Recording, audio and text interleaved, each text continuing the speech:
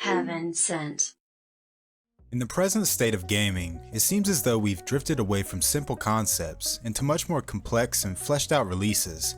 I mean, it's a no-brainer for companies to do so. We have the means and technology to make games more realistic than ever before. And as with most industries, the aim is always progression. But when it comes to my personal take on video games these days, I generally tend to steer away from new releases, mostly because some of these newer games can be too much for my little pea-sized brain to handle. I typically spend most of my playing time with retro games, as they provide me with more than enough stimulation to hold my focus, but doing so in a much more linear fashion.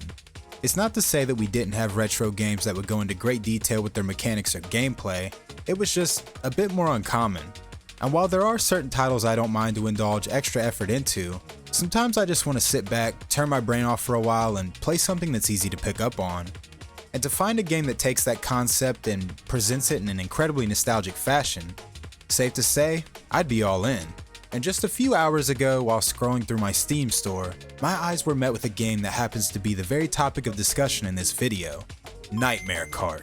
Created by indie developer Lilith at LW Media, Nightmare Kart is a Mario Kart style game set in a universe that is heavily inspired by Bloodborne. LW Media is actually no stranger to this aesthetic, as they had previously reworked Bloodborne into a PS1 style remake just a couple of years earlier, and even released a gameplay video of Nightmare Kart 3 years ago as an April Fool's joke. But with an overwhelming response to this joke, leading to many hoping for the game's actual release, it seemed as though it was a no-brainer for Lilith and the team at LW to make this game a reality. But this didn't come without a few bumps in the road, of course. While Nightmare Kart was set to release earlier this year, news of the game was soon spread to Sony, and as you can imagine, they weren't going to be okay with a small developer making better games than they were. So Lilith and her team had to switch things up from making a simple fan project into something they could call their own. This rebranding came to be better in the long run, with the game seeing release on Steam, which at the end of the day definitely gave this game the exposure it deserves. But enough on me ranting about the development of this game. How does it play? Well, in short, it's amazing. Much like the kart racers of our past, the gameplay is very similar to Mario Kart, with simple driving mechanics, drifting, item pickups, as well as vehicular combat. But where this game really shines for me personally is in its presentation. From the very moment you boot up the game, you're met with a catchy and incredibly nostalgic menu screen soundtrack.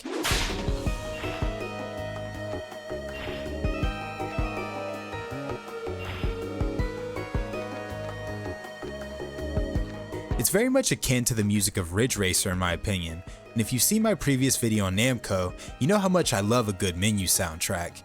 The game's music was done by Evelyn Lark, and the entire Nightmare Kart soundtrack can be found on their Bandcamp page. I definitely recommend you check it out, I'll put the link in the description. But without me ranting too much about the amazing music in this game, let's get on to its visual aesthetic. Now PS1 style visuals have become much more commonplace in the past couple of years, with many talented developers such as Puppet Combo giving this style a reawakening. But the way it's presented in Nightmare Kart, with the dreary atmosphere and creative cast of characters, is purely jaw-dropping. You're given the option of tweaking the game's visuals to your liking, with the choice of CRT-inspired effects, as well as other PS1 graphical specs having their own options. I really do enjoy how well they designed the CRT filter for this game, as well as the level of depth in which you can customize it. But for the sake of recording gameplay, I opted to go on without it. Now as you can tell, the team responsible for creating this game put a whole lot of love into its creation, and it really shows in all the minor details of its visuals. But I'm sure more than anything, you're just wondering how fun this game is. So let's move on to the wonderful story. The game features a stacked campaign, with plenty of races, death matches, and boss fights to accompany you throughout your journey. You'll take on the role of a hunter, who is visiting the mysterious city of Mirlodia for reasons that are unknown at the time. You're met with these strange little eyeball creatures called Dream Watchers, and are given the choice between two different carts to pick from. And upon selecting, your journey begins into the nightmare.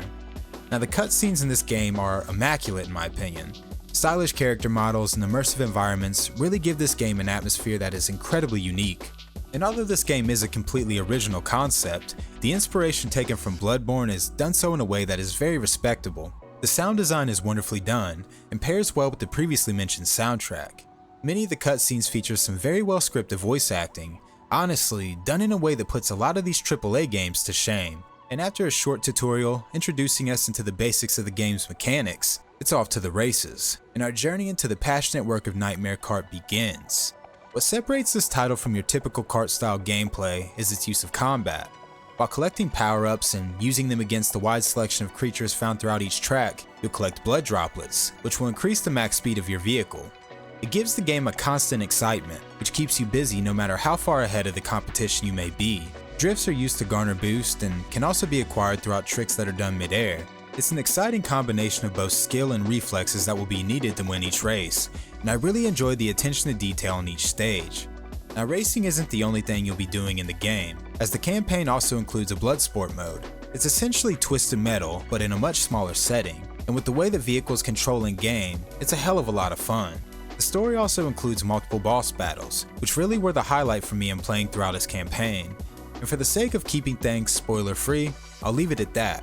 This is a game that was carefully built from the ground up by a team of dedicated and incredibly passionate developers. The attention to detail and homage to one of the most beloved games of current generations is greatly appreciated all throughout, and for this game to be completely free on Steam, now that's just the cherry on top. It's rare that I make a video about a game released in the past 10 years or so, but I felt it was necessary for this one, so please, go check out Nightmare Kart if you haven't already, as well as check out the developer's Patreon and itch.io page to show them support on all of their hard work. All of those links can be found in the description. But anyways, that's all for this video guys. I hope you all enjoyed and I look forward to seeing you all in the next video. It's going to be much longer than this one, trust me. So until next time, stay safe and stay blessed. Peace out guys.